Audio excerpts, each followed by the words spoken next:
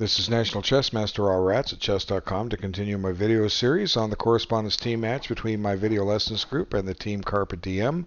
This was played on board 154. Our girl is Cheeky Chicky. She's rated mid 1600s versus a low 1500 rating, and these were among the first games finished. And now that we've clinched the match, I'm starting to get to the games our members won. Let's have a look at this one, see what goes right and wrong for both sides. Okay, so here Carly picks the Philidor defense, named after the Frenchman André Philidor, who was one time considered probably the best player in the world back circa 1830, 1840. And it's a solid opening. It have covered several Philidors already in this position, but the best defense for black is to play what they call the Hanham variation. And let me illustrate that. Okay, knight d7. Now the reason you want to play knight d7 is that this way, if white takes on e5, you don't get your queen traded off. Okay, and see, if the knight went to c6, you're gonna drop your queen and lose castling privileges. Okay. Now, white not going to take the pawn, but I'm just showing you what happens. The normal move is bishop c4 now. And here comes the key move that black must play. Black needs to play c6. And then he follows up with bishop e7 and queen c7 and knight f6. And it's very similar to King's Indian attack with colors reversed, or the star defense, which there's starting to work on.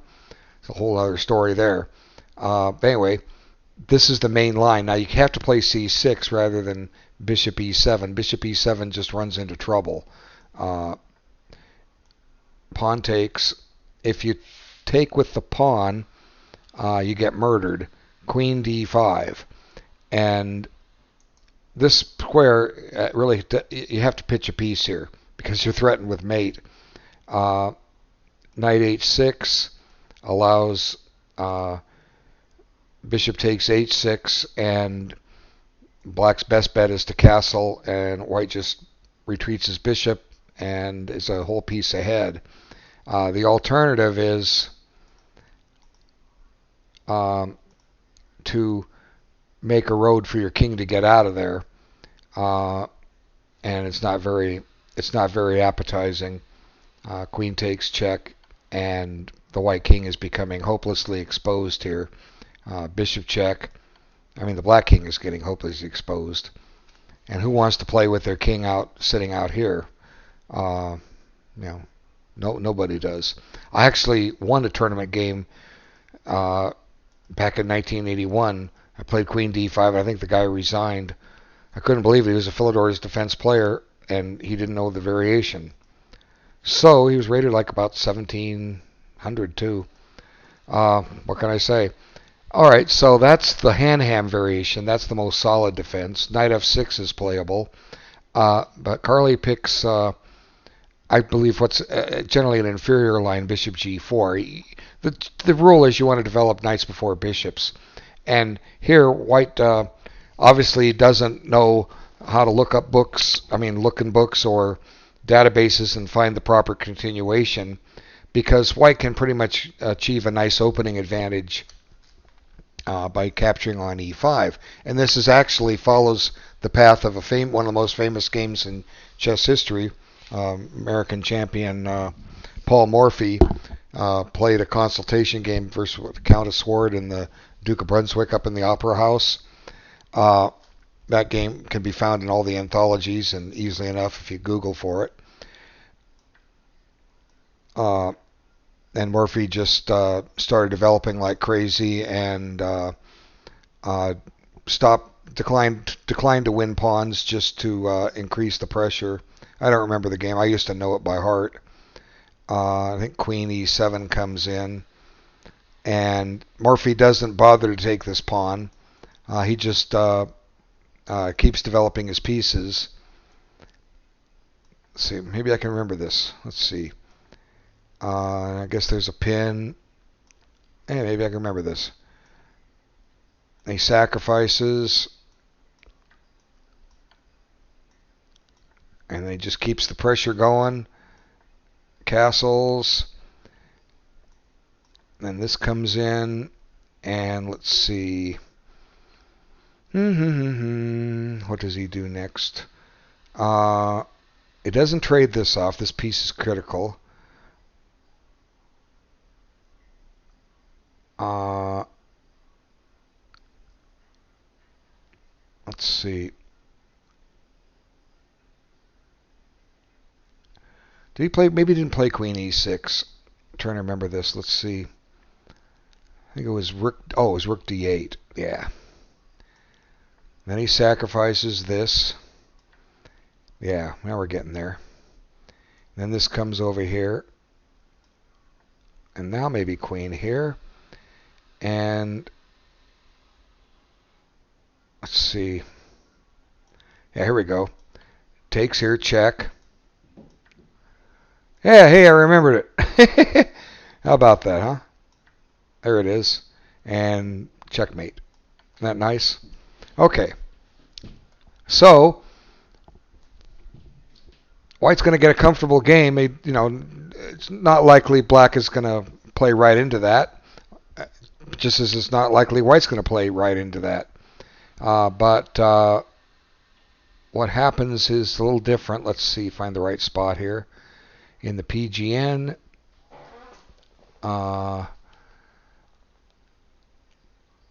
he plays Bishop E2. Okay. Now here I think Black makes a mistake. There's no need to make this exchange. Okay. All this does is waste time. You have one piece developed, don't trade it. Develop something. Always, always, always develop. Okay. If you're afraid of the pressure on this square, well, let's see. Let's look at knight d7. Okay. Now, you should be safe. Okay. And you have a piece developed. Okay. White can't take on e5. So knight d7 was the move. Would have worked fine. Okay. Knight c6 might be playable, but I'm not going to look at it. Knight d7 is perfectly safe and solid and similar in a lot of respects to the hand-ham variation. And maybe Black can even get into the star system from this position. Okay. So, it took, and, no wait, that's the Morphy game. We don't want the Morphy game. I hate this, the way chess.com's interface is set up. You play a sideline, it replaces the main line with the sideline, then you have to hunt for the real line. Ugh. Please, version 3, fix this bug. So I'm scouring here off to the side of the video capture that you can't see, trying to find what happened next. Let's see, I know that, well, sometimes if I play the next move, even though I know it plays it again. It doesn't take me to the right position. There it is. Okay, bishop takes. And now, this next move is not good. You're developing the white queen. Why do you want to develop White's pieces? You want to develop your pieces. Okay, you just brought the white queen into play. And you get a tempo, that's true, but you develop the white queen. The white queen was on d1. Now it's on a4 because you brought it there. Okay, it's like giving your opponent a head start in a race. We're going to run a race here, but you know what? When the starting gun fires, I'm going to stay here at the starting block, and you go ahead 5 yards, and then I'll start running. Okay. You do this in chess and against a strong player, and they just build up an overwhelming position on you in a hurry. Now, I think White's being a little premature here. White's trying to open up the game. I don't think White's up ahead enough in development. But White's trying to win a pawn here. And if Black should have just taken and let White trade off his developed pieces. Okay, let White win a pawn. That's fine. He can have it. And this is similar in some respects to the game, but you've made White trade off his piece. I think it's going to come off anyway, and it might have transposed, but always want to think about development first. Okay. So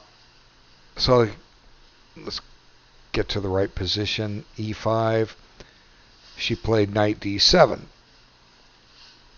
And now white does something wrong. White develops the black bishop. Okay? Don't make exchanges to develop your opponent's pieces. It's that simple. And now white goes to win the pawn, and black actually has some compensation for it here. And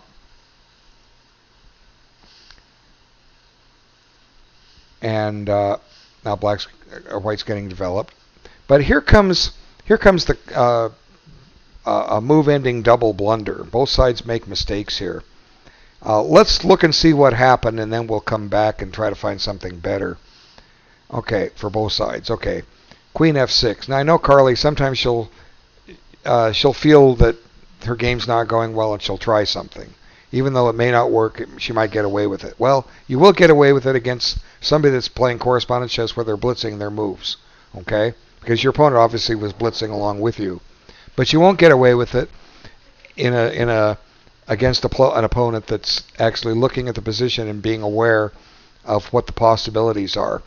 All white has to do here is capture a knight. There's a free knight there, okay? And you don't have enough compensation for the piece you've sacrificed. Yeah, you can win a pawn here, but this knight's coming out, and you're down a piece.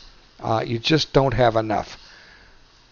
If you go to threat and checkmate, the knight hops over here and attacks and defends at the same time. So white doesn't take the knight. White sees that this pawn is under attack and is not paying attention to the board and blitzing his moves, and suddenly black has a winning game. It's an elementary tactic. Stop the video, see if you can find it. Okay, come back. You found it. Bishop takes h2 check. And white's lost his queen. So we know what white should have done there. What should black have done here instead of offering a piece? Well, there's nothing is forced here. Let's try knight e5. Okay, the reason I want to play knight e5 is it attacks the queen. Now we don't know where that queen's going to go. We don't know. But I'm just going to give you a sample line. Could go to a4. That's where it came from, right?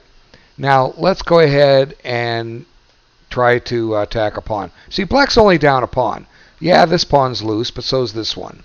But black's ahead in development. Both rooks are in play on open files, or open and half open files. Both rooks are in play.